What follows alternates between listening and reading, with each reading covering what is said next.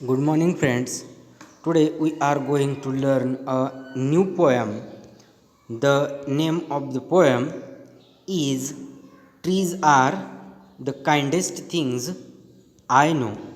तर विद्यार्थी मित्रांनो, आज आपण या ठिकाणी trees are the kindest things I know या कवितेचा अर्थ असा आहे किंवा या शीर्षकाचा अर्थ असा आहे. काइंड म्हणजे दयाळू किंवा काइंडेस्ट, सर्वात दयाळू. मला माहीत आहे, आय नो, मला माहीत आहे. ट्रीज आर द काइंडेस्ट, वृक्ष हे सर्वात दयाळू आहेत, हे मला माहीत आहे. अशा प्रकारे या कवितेचं शीर्षक आहे. आणि ही जी कविता आहे, ही कविता हॅरी बेन यांनी लिहिलेली आहे. तर अतिशय सोप्या आणि एकदम सिंपल अशा भाषेमध्ये या कवितेच्या माध्यमातून कवी वृक्षांचं महत्त्व आपल्याला या ठिकाणी सांगतो. Why the trees are so important for humans. वृक्ष हे मानवासाठीच नाही, तर सर्व प्राणीजात आणि सर्व मानवजात यांच्यासाठी खूप महत्त्वाचे आहेत. आणि दुसऱ्या शब्दात सांगायचं तर वृक्ष हे अतिशय महत्त्वाचे आहेत. वृक्षाचं महत्त्व हे अनन्यसाधारण असं आहे, हे या कवितेच्या माध्यमातून कवी आपल्याला सांगत आहेत. तर आपण सुरुवात करूया. पहा काय म्हणतो कवी, की trees are the kindest things I know. पहिल्या ओळीमध्ये परत तो कवी म्हणतो की trees are the kindest things I know, they do not harm, they simply grow. पहा, हार्म म्हणजे इजा करणे आणि ग्रो म्हणजे वाढणे. तर तो म्हणतो की मला माहीत आहे, वृक्ष हे सर्वात दयाळू आहेत. दे डू नॉट हार्म, ते कोणत्याही प्रकारची इजा किंवा कोणत्याही प्रकारचं नुकसान आपण म्हणू शकतो. कुणाचंही कशाचंही नुकसान किंवा कुणालाही ते इजा करत नाहीत. ते काय करतात, फक्त दे सिम्पली ग्रो, ते फक्त वाढतच राहतात किंवा वाढतातच. And spread a shade for sleepy cows and gather birds among their Bhoj.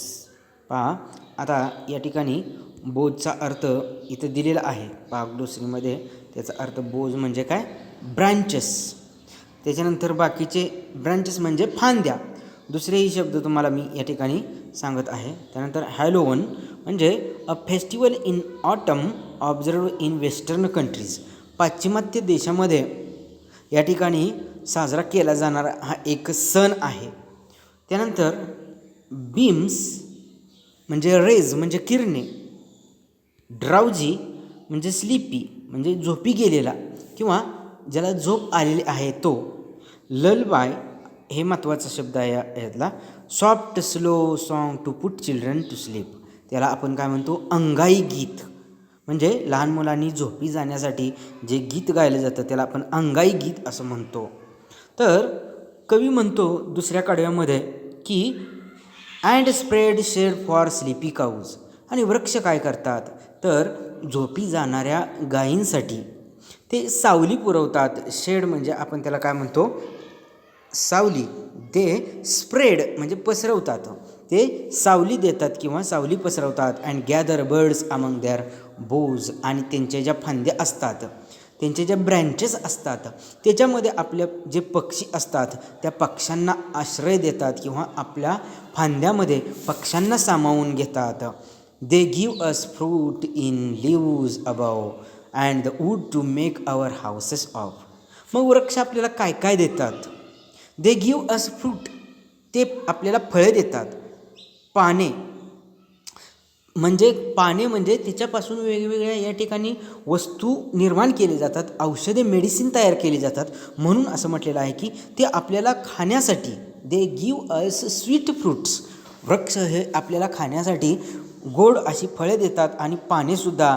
And wood to make our houses of, आणि सगळ्यात महत्त्वाचं म्हणजे त्याच्या लाकडापासून, त्याचं जे वूड असतं, लाकड असतं, त्याच्यापासून आपण घरे तयार करतो. And leaves to burn on Halloween and in the spring new buds of green. पहा, आणि वेगवेगळे जे आपल्याकडे होणारे धार्मिक कार्यक्रम असतात, त्या धार्मिक कार्यक्रमामध्ये वेगवेगळ्या वृक्षांची जी लाकडं असतात त्याचा या ठिकाणी काय केला जातो, हवन करण्यासाठी. आपल्याला माहीतच आहे, म्हणजे पूजा करण्यासाठी ती लाकडं काय केली जातात, जाळली जातात. आणि पूजा केली जाते. And in the spring new buds of green, आणि वसंत ऋतूमध्ये त्या वृक्षांना नवीन पालवी किंवा या ठिकाणी नवीन अंकुर फुटतात. They are the first when the days begin to touch the beams of morning sun. पहा, आता आपण ज्यावेळेस सकाळी सूर्य उगवतो त्यावेळेस कदाचित आपण घरामध्ये असतो, परंतु सगळ्यात पहिल्यांदा सूर्याची किरणे आपल्या अंगावरती घेणारे कोण असतात, तर हे वृक्षच असतात.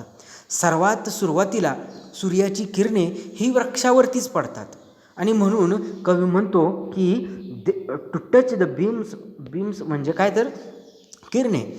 आता सकाळच्या सूर्याची जी किरणे असतात ती सर्वात प्रथम या वृक्षांवरतीच पडतात. They are the last to hold the light when evening changes into night. आणि ज्या वेळेस संध्याकाळ होते त्यावेळेससुद्धा संध्याकाळचं रूपांतर ज्यावेळेस रात्रीमध्ये होणार असतं, आणि त्यावेळेस असणारे जी सूर्याची किरणे असतात किंवा जो प्रकाश असतो तो सुद्धा सगळ्यात शेवटी वृक्षच काय करतात, तर आपल्या अंगावरती घेत असतात किंवा ते पकडतात. And when a moon floats on the sky they hum a drowsy lullaby. पहा, आता या ठिकाणी the poet is describing night time. या ठिकाणी तो काय म्हणतो, रात्रीचं वर्णन करतो. ज्यावेळेस चंद्र फ्लोट करणे म्हणजे तरंगणे, आकाशामध्ये चंद्र तरंगतो म्हणजे काय, तर रात्र झालेली असते, रात्रीची वेळ असते. त्यावेळेस हे वृक्ष काय करत असतात, तर एकमेकांवरती घर्षण करून म्हणजे वाऱ्यामुळं ते हलतात, आणि जसं ते काय करत आहेत, झोपी जाणाऱ्या लहान मुलांसाठी ते अंगाई गीत गात तशा प्रकारचा आवाज किंवा ध्वनी निर्माण करतात. अशा प्रकारे त्या लहान मुलांना ते झोपी घालवतात. Of sleepy children long ago trees are the kindest things I know. आणि ते काय करतात, तर लहान जी मुलं असतात, झोपी जाणारी स्लीपी चिल्ड्रन म्हणजे झोपी जाणारी छोटी मुलं असतात, त्यांच्यासाठी ते अंगाई गीत गातात आणि त्यांना झोपी घालवण्याचं काम करतात. Trees are the kindest things I know. आणि मला माहीत आहे वृक्ष हे काय आहेत, तर सर्वात काय आहेत, दयाळू आहेत, आणि ही गोष्ट मला माहीत आहे. The name of the poet is Harry Ben. Now this is all about this poem. तर पहा विद्यार्थी मित्रांनो, अतिशय सोप्या भाषेमध्ये अशा प्रकारे ही कविता इथं आपल्याला दिलेली आहे. The importance of trees is told in this poem. वृक्षांचं महत्त्व काय असतं किंवा ते कोणत्याही प्रकारे कोणत्याही प्रकारची इजा कोणालाही कोणत्याही प्रकारचं नुकसान न करता ते फक्त वाढण्याचं काम करतात, आपल्याला वेगवेगळ्या गोष्टी पुरवण्याचं काम करतात, आपल्यासाठी आवश्यक असणारा oxygen they give us oxygen to live, जगण्यासाठी आपल्याला ऑक्सिजन पुरवतात. अशा प्रकारे वृक्षांचं महत्त्व या ठिकाणी कवीनं या कवितेच्या माध्यमातून आपल्याला सांगण्याचा प्रयत्न केलेला आहे. This poem ends here.